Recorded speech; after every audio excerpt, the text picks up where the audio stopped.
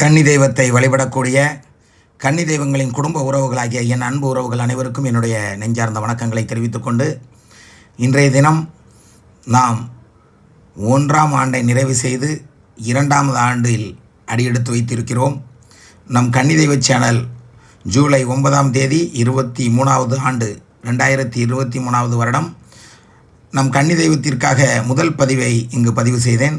இப்பொழுது ஜூலை 9, 2024 2வது வருடத்தில் அடியெடுத்து வைத்திருக்கிறோம். மிகவும் மகிழ்ச்சியான நேரத்தில் உங்களிடத்திலே பல கேள்விகளுக்கு பதில் தரலாம் என்று வருகை தந்திருக்கிறேன்.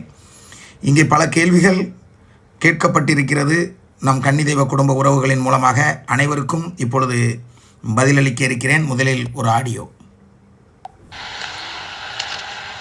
ஐயா, கன்னி தெய்வம் இருளாயம்மா துணை ஐயா, ரூபினி சலத்திகளுக்கும் வணக்கம் ஐயா. ஐயா, என்னுடைய வீட்டுக்காரர் இருளாயம்மாவை உள்ளே எடுத்து வைப்பதற்காக உங்களிடம் பேசினாங்களே ஐயா, அன்னைக்கு நான் இந்த கனவை கண்டேன் ஐயா. கனவுல வந்தவங்க 4 வயதான ஆம்பளைங்க ஐயா. முதல்ல நின்றவங்க என்னுடைய தாத்தாவும் அவங்க பின்னாடி அவங்களோட முன்னோர்கள்னு சொன்னாங்க ஐயா. அப்போ என்னுடைய மனசுல நினைச்சது, இறந்தவங்க எப்படி மறுபடியும் ஏன் வந்தாங்க தெரியலைன்னு நினைத்தேன் ஐயா. அவங்க 4 பேரும் வரிசையா ஒன்று பின்னாடி ஒன்றாக நின்றாங்க ஐயா. முதல்ல என்னுடைய தாத்தா நின்றாங்க. கடைசியா நின்றவங்க கையில 2 பெட்டி இருந்துச்சு ஐயா. அந்த 2 பெட்டியும் என்னுடைய கையில கொடுத்தாங்க. நான் அதை வாங்க மாட்டேன்னு சொன்னேன் ஐயா. தாத்தா பின்னாடி நின்றவங்க அந்த வயசான அந்த ஒருத்தவங்க. இந்த கனவின் அர்த்தம் எனக்கு முழுமையாக தெரியவில்லை. காரணம், நீங்கள் முழுமையாக இங்கே பேசவில்லை. கன்னி தெய்வத்தை எடுக்க நீங்கள் ஆசைப்பட்டது உண்மை, ஆனால் இன்னும் எடுக்கவில்லை. அது ஒருபுறம் இருக்கட்டும். ஆனால் அன்றைய தினமே இந்த கனவு வந்திருக்கிறது என்றால் அது என்னவென்று தெரியவில்லை. மீண்டும் நீங்கள் ஏதாவது ஆடியோவில் கூறியிருந்தால் அதற்கு சரியான பதிலை தருகிறேன். அடுத்த ஆடியோவை கேட்போம். அதில் இவங்களே பேசியிருந்தால் நிச்சயமாக இதற்கு விடையளித்து விடுவோம். அந்த வயசானவங்க இவங்க தான் பேசியிருக்கிறாங்க, பரவாயில்ல, என்னென்னு கேட்டு அதுக்கான பதில் அளித்து விடுவோம். சொன்னது, இந்த பெட்டியை நீ கண்டிப்பா வாங்கியே ஆகணும் அப்படின்னு சொன்னாங்க ஐயா. நான் சொன்னேன், இந்த பெட்டி எனக்கு எதுக்கு, எனக்கு வேண்டாம் அப்படின்னு நான் சொன்னேன் ஐயா. உடனே எங்க தாத்தா என்னை வந்தாங்க ஐயா. அவங்க வயிறத கேட்டுக்கிட்டே இருக்கும்போது வேகமா பின்னாடி இருந்தவங்க இன்னொருத்தவங்க பேசினாங்க ஐயா. உன் இருளாயம்மாவுக்கு மேல பாருது, கும்பிடு, இதையும் வச்சு கும்பிடு அப்படின்னு சொன்னாங்க ஐயா. அதுக்கு நான் சொன்னேன், எனக்கு இலாயம்மா மட்டும் போதும், எனக்கு மற்றது எதுவும் வேண்டாம், நான் கும்பிட விரும்பலை அப்படின்னு நான் சொன்னேன் ஐயா. சொல்ல ஒட்டி எங்கள் தாத்தாவுக்கு கொஞ்சம் ரொம்ப கோபம் வந்துருச்சுங்க ஐயா. இப்போ நீ இந்த பெட்டியை வாங்குறியா என்ன அப்படின்னு சொல்லிட்டு வேகமாக அந்த பெட்டியை என் கையில் வச்சாங்க ஐயா. வைக்க ஒட்டியும் ஒரு பெட்டியை 2 பெட்டியும் என் கையில் கொடுக்க ஒட்டியும் கொஞ்சம் வெயிட்டாக இருந்துச்சுங்க ஐயா. அப்படியே கீழே ஒரு பெட்டியை வச்சுட்டேன்.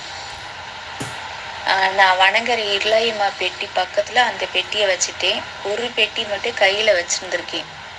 அந்த ஒரு பெட்டியை கொண்டு போய் இவங்க போனது பிறகு இந்த பெட்டியை கொண்டு போய் தாய்மங்கல கோயிலில் போய் வச்சுட்டு வந்துடுவோம், அதுக்கப்புறமா இந்த பெட்டியை எடுத்துகிட்டு போவோம் அப்படின்ட்டு அவங்க நினச்சிட்டு அவங்க அங்கிட்டு போனது பிறகு ஒரு பெட்டியை மட்டும் கையில் இருந்ததை கொண்டுகிட்டு போயிட்டேங்கய்யா.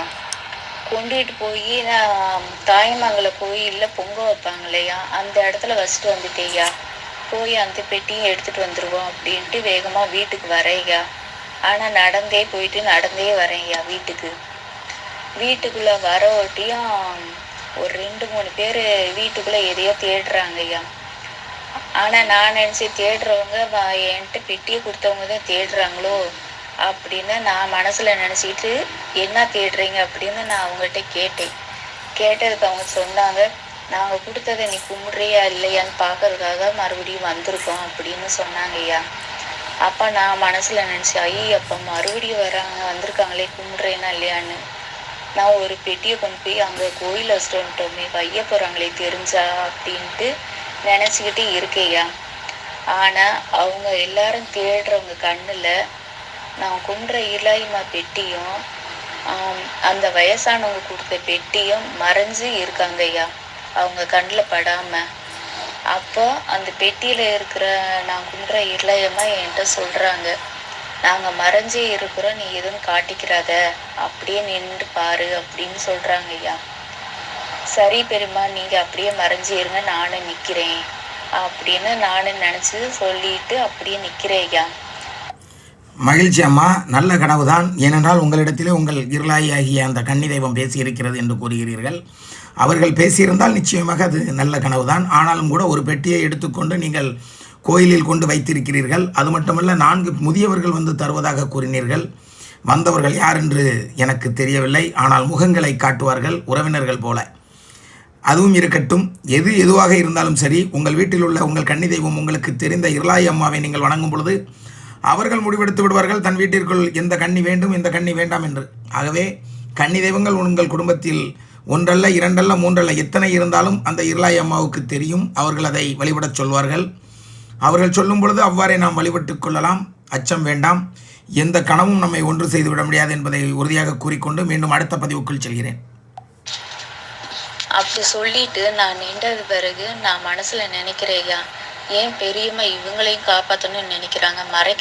மறைஞ்சு இருக்கிறதா இருந்தால் பெரியம்மா மட்டும் மறைஞ்சு இருந்தா போதுமே, எதுக்கு இவங்களையும் சேர்த்து மறைக்கணும்னு இருக்காங்க? ஒருவேளை இவங்களை காப்பாத்துறாங்களோ? அப்போ காப்பாத்துறாங்கன்னா அப்போ இவங்க யாரு? நம்மளுக்கு இல்லாயமா ஒருத்தவங்க தானே. அப்புறம் இவங்களையே அப்படி காப்பாற்றி இவங்களோட சேர்த்து வச்சிருக்கணும் அப்படின்னு நான் மனசுல நினச்சிக்கிட்டே இருக்கிறேன் ஐயா. நினச்சிக்கிட்டு இருக்கும்போது அப்படியே முழிப்பு வந்துருச்சுங்க. அது அந்த இருளாய் அம்மாவுக்கு மட்டும்தான் தெரியும் அம்மா. அது அவர்கள் கொண்டு வந்த பொக்கிஷம் என்னவென்று. அதுவும் ஒரு கன்னியாக கூட இருக்கலாம்.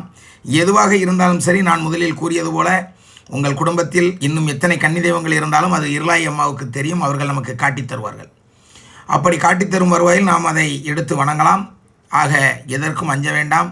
மீண்டும் அடுத்த ஆடியோவை கேட்டு அதற்கான பதில் அளிக்கிறேன். உறவுகளே, கேளுங்கள். அதுக்கப்புறமா முழிப்பு வந்த பிறகு நான் மீண்டும் அவங்க தான் பேசுகிறாங்க. சரி, என்ன பேசுகிறாங்கன்னு பார்ப்போம். கனவா நினச்சி பார்க்குறேன் ஐயா. யார் இவங்க? நம்ம தாத்தாவோட ஐயா, அவங்க பாட்டைன்னு பூட்டின்னு என்னமோ சொன்ன மாதிரி இருந்துச்சு. இவங்களோட முன்னோர்கள்னு சொன்ன மாதிரி இருந்துச்சு. ஒருவேளை இது கனவா இல்லை பிரம்மையான்னு என்னன்னு எனக்கும் புரியலையே. காரணம் இல்லாமல் நம்மளுக்கு இளையமா இந்த மாதிரி காமிக்க மாட்டாங்களே அப்படின்னு நான் மனசில் நினைப்பேயா. அதே மாதிரி இன்னொரு விஷயம்யா, நான் இளையமாவை வணங்குறதுக்கு காரணமே தாயமங்கலம் முத்துமாரிதாய்யா.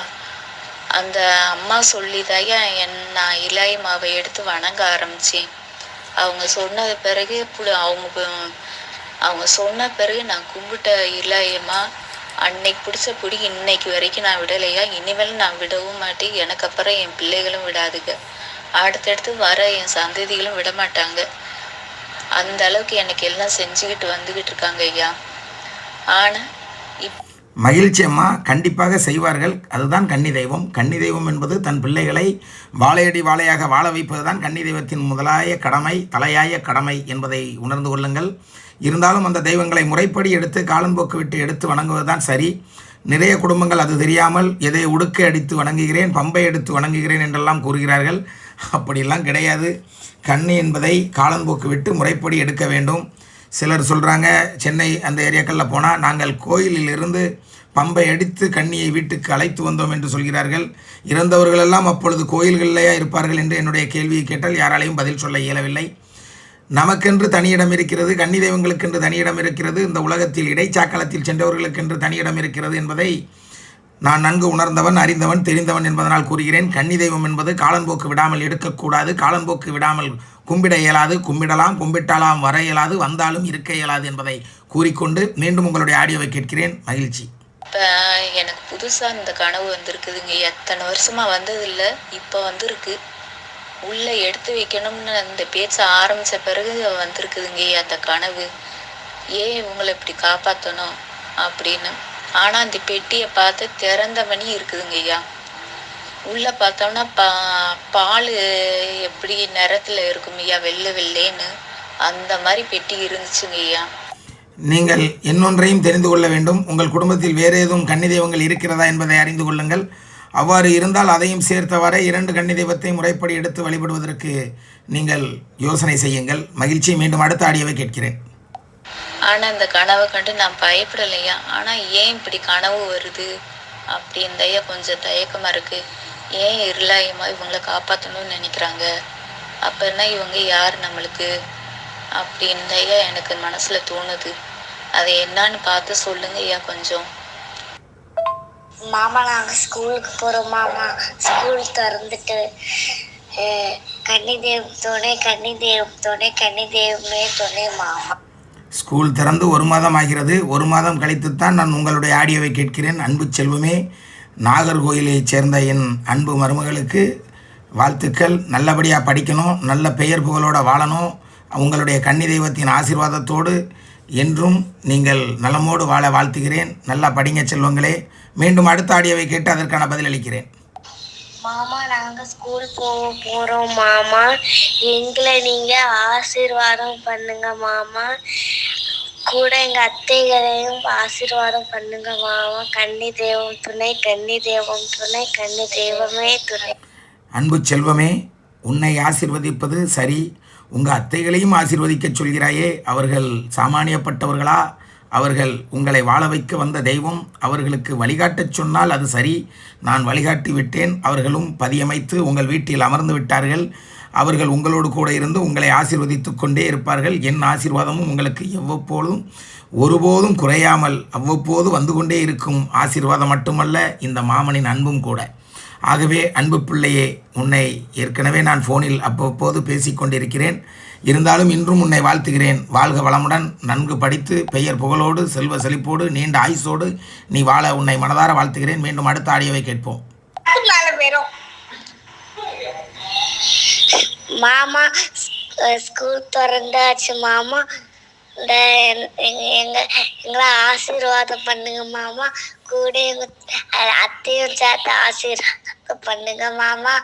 கன்னி தெய்வத்தோட கன்னி தெய்வமே. மாமாவுடைய ஆசீர்வாதம் உனக்கு எப்பவும் உண்டுப்பா. வாழ்த்துக்கள் வாழ்த்துக்கள். மீண்டும் அடுத்த ஆடியோக்கு செல்வோம். அண்ணா, ஒரு சந்தேகம். நம்ம கன்னி சாமி இன்னைக்கு சனிக்கிழமை சாயந்தரம் 6 மணிக்கு ஆரம்பித்து ஒரு 8-9 மணிக்குள்ள சாமி கும்பிட்றோம். அவங்களுக்கு வாங்கி வச்சுருக்க பொருளெல்லாம் வச்சு படைக்கிறோம். படைச்சதுக்கப்புறம் ஏற்கனவே போன வருஷம் வச்ச துணியெல்லாம் நம்ம வெளியே எடுக்கிறோம். ஓகே, அதை எடுத்து இன்னொரு குழந்தைக்கு கொடுத்துட்றோன்னா, அதுக்கப்புறம் இன்னைக்கு படையல் நம்ம சாமி கும்பிட்றோம் இல்லையா, அந்த பொருள்களை அடுத்த நாள் காலையில் தான் எடுக்கணுமா, இல்லை அன்னைக்கே ஒரு 1 மணி நேரம் 2 மணி நேரம் கழித்து அந்த பொருளெல்லாம் எடுத்து அந்த பெட்டியில் வச்சு மேலே கட்டிடலாமா? இதுக்கு ஒரு விளக்கம் வேணும் அண்ணா, தயவு செய்து சொல்லுங்கள். கன்னி தெய்வம் துணை கன்னி தெய்வமே துணை. மகிழ்ச்சி உறவே, இதற்கு நான் ஏற்கனவே பல பதிவுகளில் விளக்கங்கள் தந்திருக்கிறேன். இருந்த போதிலும் இப்பொழுதும் கூறுகிறேன். அதாவது இன்னைக்கு தான் நீங்கள் உங்கள் கன்னி தெய்வத்தை வழிபடுவதாக வைத்துக்கொள்ளுங்கள். முதலில் அந்த கன்னி தெய்வங்களுக்கு தேவையான புத்தாடைகள் மற்றும் கர்ச்சீப்பு மற்றும் சீப்பு, கண்ணாடி, பவுடர், அதுபோன்ற அனைத்து பொருட்களையும் வாங்கியிருப்பீர்கள். பணியாரம் வைத்திருப்பீர்கள், சர்க்கரை பொங்கல் வைத்திருப்பீர்கள், பாலும் பழம் வைத்திருப்பீர்கள், ஆப்பிள், ஆரஞ்சு, மாதுளை, இது போன்ற உணவு வகைகள் அனைத்தையும் வைத்திருப்பீர்கள். வழிபாடு நடத்தியிருப்பீர்கள், வணங்கியிருப்பீர்கள். அவ்வப்போது நீங்கள் வணங்கி கொண்டிருக்கும் பொழுது நீங்கள் அந்த பழைய துணிகளை எடுத்து அருகிலே வைத்திருக்க வேண்டும். புதிய துணிகளை முதன்மையாகவும் பழைய துணிகளை 2வது இடத்திலும் வைத்திருக்க வேண்டும். நீங்கள் வழிபட வேண்டும். வழிபட்டு பூஜையை முடித்த பிறகு உங்களுடைய பழைய துணிகள், அந்த கன்னி தெய்வங்களுக்கு வைக்கப்பட்ட பழைய துணிகளை எடுத்து அந்த குடும்பத்தை சார்ந்த ஒரு பெண் குழந்தைக்கு அதை போட்டு அனுபவித்து அந்த குழந்தையை அந்த பதியின் முன்பு கொண்டு வந்து நிற்க வைக்க வேண்டும். பின்பு அந்த பதியில் இருக்கக்கூடிய பிரசாதங்களை அந்த குழந்தைகளுக்கு எடுத்து கொடுக்கலாம். மகிழ்ச்சியுறவுகளே, ஆனால் நீங்கள் ஏற்கனவே பழையதை எடுத்து இந்த குழந்தைக்கு கொடுத்து விட்டீர்கள். இப்பொழுது வைத்த புதியதை என்ன செய்ய வேண்டும் என்று கேட்கிறீர்கள். அது பூஜையில் வைக்கப்பட்டதனால் அதில் இருக்கட்டும். 1 மணி நேரமோ 2 மணி நேரமோ அல்லது அதிகாலையிலோ நீங்கள் எப்போ நினைக்கிறீங்களோ அப்போ எடுத்து நீங்கள் பெட்டிக்குள்ளே வைக்கலாம். ஆக பழைய பொருளை கொடுத்த உடனே இந்த தூக்கி பெட்டிக்குள்ளே வைக்க வேண்டும் என்றால் அது இயலாத காரியம். அப்படி வைக்கக்கூடாது. படப்பையும் சுமார் 1 மணி நேரமாவது படப்பை நகட்டாமல் அப்படியே வைத்திருக்க வேண்டும். 1 மணி நேரம் கழித்த பிறகுதான் நீங்கள் அந்த பூஜையில் வைக்கப்பட்ட படப்பில் வைக்கப்பட்ட பொருட்களை எடுத்து குழந்தைகளுக்கு கொடுக்க வேண்டுமே தவிர உடனே எடுத்து கொடுக்க வேண்டும் என்றெல்லாம் ஆசைப்படக்கூடாது. அப்படி ஆசையும் யாரும் படமாட்டாங்க. குறைந்தது 1 மணி நேரமாவது அந்த படப்பை நகட்டாமல் இருக்க வேண்டும். இது என்னுடைய உணர்வுபூர்வமான விஷயம். என்னென்னா, நான் எப்படின்னா வாரி வழங்குறதுலே தான் இருப்பேன். நம் அத்தைகளுடைய விழா நடக்கிறது என்றால் வரும் பிள்ளைகளுக்கு அள்ளி அள்ளி கொடுக்க வேண்டும், வாரி வாரி வழங்க வேண்டும் என்ற எண்ணத்தில் இருப்பேன். அப்படி இருக்கும் தருவாயில் என்ன செய்து விடுவேன் என்றால், பூஜை ஆரம்பித்த உடனேயே இங்கே விழா நடக்க ஆரம்பித்துவிடும். வருபவர்களுக்கெல்லாம் அந்த பிரசாதங்களை வாரி வாரி எடுத்து வழங்கி கொண்டே இருப்போம். அப்போது அத்தைகளுக்கு படைக்கப்பட்ட பூக்களையும் உடனே எடுத்து விடுவோம். இதெல்லாம் ஒரு சின்ன வில்லங்க வந்துச்சு. எப்படி வில்லங்க வந்துச்சுன்னா, அத்தை ஒரு முறை வந்தாங்க. வந்துட்டு என்கிட்ட சொன்னாங்க, ஐயா, என்னை அழகாக அழகுபடுத்துகிறாய், என்னை அற்புதமாக அமர வைத்திருக்கிறாய், தீபத்தை அருமையாக ஏற்றுகிறாய், வழிபாடு சிறப்பாக நடைபெற்றது, நானும் மகிழ்ச்சியோடு இருந்தேன். ஆனால் ஒரு சில நிமிடங்களிலேயே என் தலையை பிடித்து இழுத்து என் தலையில் இருக்கக்கூடிய பூக்களையெல்லாம் இழுத்து அள்ளி எடுத்து வரும் மக்களுக்கு கொடுத்து விடுகிறாயே, என்னை ஒரு நிமிடத்தில் நீ அலங்கோலப்படுத்தி விடுகிறாயே. அவ்வாறு செய்யாமல் குறைந்தது ஒரு 30 நிமிடமாவது, இல்லை என்றால் 1 மணி நேரமாவது கழித்து எனக்கு படைக்கப்பட்ட பொருட்களை எல்லாம் எடுத்து நீ மக்களுக்கு கொடுத்தால் அது சிறப்பாக இருக்கும் என்று என்னிடத்தில் கூறினார்கள். அதே எங்களுக்கு கடைபிடிக்க தோன்றியது. அதை தான் இன்று வரையும் கடைபிடித்து கொண்டிருக்கிறேன். இந்த வருடம் கூட இன்னொரு முடிவு எடுத்திருக்கிறேன். அத்தைகளை வணங்க வரும் பிள்ளைகள், அதாவது டோக்கன் வாங்கிட்டு அத்தைகளுடைய பிரசாதங்கள் தனிப்பட்ட முறையில் சேலைகள் இந்த மாதிரி பொருட்கள் கொடுப்போம். அவங்களுக்கெல்லாம் இந்த வருஷம் என்ன பண்ணுறோம்னா, அத்தைகளை வணங்க ஆசைப்படுபவர்களை மட்டும் உள்ளே அனுப்பிவிட்டு மற்றவர்களுக்கெல்லாம் அந்த பிரசாதத்தை கையில் கொடுத்து அவ்வப்படி அந்தந்தபடியே அப்படிப்படியே நம்ம அவங்கள வழி அனுப்பி வைக்கிறோம். எதற்காக என்றால், சிலர் செருப்போடு அத்தைகளின் பதிக்குள் வந்து விடுகிறார்கள். அந்த பாவத்தை அவர்கள் சுமக்கக்கூடாது என்ற நோக்கத்தில் தான் இப்பொழுது இந்த வருடத்திலிருந்து இந்த முறையை கடைபிடிக்கலாம் என்று நினைத்திருக்கிறேன். நான் நினைக்கிறேன் என்றால் அது அத்தைகளை என்னை உணர்த்துகிறார்கள் என்ற அர்த்தம். எல்லாரும் உள்ளே வரணும், எல்லாரும் வணங்கணும், எல்லாரும் நல்லா இருக்கணும்னு நினச்சேன்னா இப்போ என்ன பண்ணுறேன்னா, அத்தைகளை வணங்க வேண்டும் என்று ஆசைப்படுபவர்கள் மட்டும் உள்ளே வாருங்கள், மற்றவர்கள் உங்களுக்கு வழங்கக்கூடிய அந்த பொருட்களை வாங்கி சிறப்பாக சென்று வாருங்கள் என்று நானே கூறுகிறேன். காரணம், உள்ளே செருப்போடு வந்து விடுகிறார்கள், உள்ளே தீட்டோடு வந்து விடுகிறார்கள். இதற்கெல்லாம் என்ன காரணம் என்றால், நாம் கொடுக்கக்கூடிய பொருள்தானோ என்று நண்பர்கள் எல்லாம் கூற ஆரம்பித்து விட்டார்கள். ஏனென்றால் கொடுக்கும் பொருட்கள் நல்ல, எப்படி சொல்கிறது, பெருமதியான பொருட்களாக இருக்கும். ஒரு சேலையாக இருந்தாலும் கூட அது பெருமதியான சேலையாக இருக்கும். சும்மா 50 ரூபா 100 ரூபா சேலையை கொடுத்து மக்களை ஏமாற்றுவதற்காக அதை செய்வதில்லை, மனப்பூர்வமாக வழங்குகிறோம். இந்த வருடம் 29வது வருடம், அடுத்த வருடம் 30வது வருடம். 30வது வருடம் 3000 சேலை கொடுக்க வேண்டும் என்று என்னுடைய ஆசை. அத்தைகளின் ஆசீர்வாதமும் அனுமதியும் இருந்தால் நிச்சயமாக 3000 சேலைகள் கொடுத்து விடுவேன் என்று கூறிக்கொண்டு, அன்பு உறவே, நீங்கள் தாராளமாக உங்களுக்கு மனதிற்கு எப்பொழுது தோன்றுகிறதோ அப்பொழுது எடுத்து அந்த பெட்டிக்குள் வைக்கலாம். 1 மணி நேரத்தில் தோன்றினாலும் சரி, 2 மணி நேரத்தில் தோன்றினாலும் சரி, ஆனால் குறைந்தது 1 மணி நேரத்துக்கு பிறகு தோன்றட்டும். அதேபோன்று படப்பையும் உடனே நகட்டாதீர்கள், மெதுவாக நகட்டுங்கள் என்று கூறிக்கொண்டு மீண்டும் அடுத்த ஆடியோவை கேட்கிறேன். கன்னி தெய்வம் துணை, கன்னி தெய்வம் துணை, ரூமிசா லைசா பாட்டிகளும் துணை, கன்னி தெய்வமே துணை மாமா. அப்படி ஓடு. சூப்பர். உன்னை என்ன சொல்ல, ஒன்றும் சொல்ல முடியாது. அன்பு உறவுகளே, இந்த குழந்தை அத்தைகளை பற்றி அதிகம் தெரிந்த குழந்தையா என்றால் இல்லை. பல வருடங்களாக அத்தைகளை வணங்கும் குடும்பத்தைச் சேர்ந்த குழந்தையா என்றால் இல்லை. இந்த குடும்பத்தின் சார்பாக ஒரு பிரச்சனையின் காரணமாக நம் அத்தைகளை வணங்க வருகிறார்கள். வணங்க வந்த இடத்திலே அந்த அதிசயத்தை பார்க்கிறார்கள். அத்தைகள் அவர்களுடைய அதிசயத்தை காண்பிக்கிறார்கள். அதில் பார்த்து இந்த குழந்தை அத்தைகளை உறுதியாக பற்றி பிடித்திருக்கிறது. குழந்தைக்கு வயது என்ன இருக்கும் என்று கேட்டால் 5 அல்லது 6 தான் இருக்கும். பெரிய பிள்ளை அல்ல, மிகவும் சிறிய குழந்தை. உண்மையை சொல்ல வேண்டுமென்றால் என்னுடைய உடன் பிறந்த சகோதரியின் குழந்தைக்கும் மேலாக என் மீது பாசம் வைத்திருக்கக்கூடிய ஒரு குழந்தை. மகிழ்ச்சி. இதே போன்று பல குழந்தைகளை நான் பெற்றிருக்கிறேன். இதே போன்று இங்கே பல உறவுகளை கன்னி தெய்வங்கள் எனக்கு தந்திருக்கிறது. நேற்று கூட ரோபினி சலைசால் குடும்பம்னு ஒரு வாட்ஸ்அப் குரூப் இருக்குது, அதில் சொன்னேன். எனக்கு நிறைய தம்பிமார்கள் கிடைத்திருக்கிறார்கள். கொஞ்ச காலங்கள் அவர்களிடமும் உரையாடிவிட்டு அவர்களிடமும் பேசிவிட்டு வரலாம் என்று நினைக்கிறேன் என்று கூறினேன். அதாவது ரூபினி சலைசால் குடும்பத்திலிருந்து கொஞ்ச நாள் விலகி இருந்து இங்கே என்னிடம் பயணம் செய்யக்கூடிய மற்ற சகோதரர்களிடமும் பழகலாமே என்று நினைக்கிறேன் என்று கூறினேன். ஆனால் அது விரைவில் நடக்கும். எல்லா சகோதர சகோதரிகளிடமும் அவ்வப்போது பேச ஆசைப்படுகிறேன். மகிழ்ச்சி உறவுகளே, மீண்டும் அடுத்த பதிவில் உங்களை சந்திக்க வருகிறேன். இன்று இன்னும் நிறைய பதிவுகள் பதிவிட ஆசைப்பட்டிருக்கிறேன். காரணம், நிறைய உறவுகள் கேட்டுக்கொண்டே இருக்கிறார்கள், இன்று இன்னும் பதிவுகள் போடுங்கள் என்று. மகிழ்ச்சி உறவுகளே, மீண்டும் நாளை சந்திப்போம். கன்னி தெய்வமே துணை.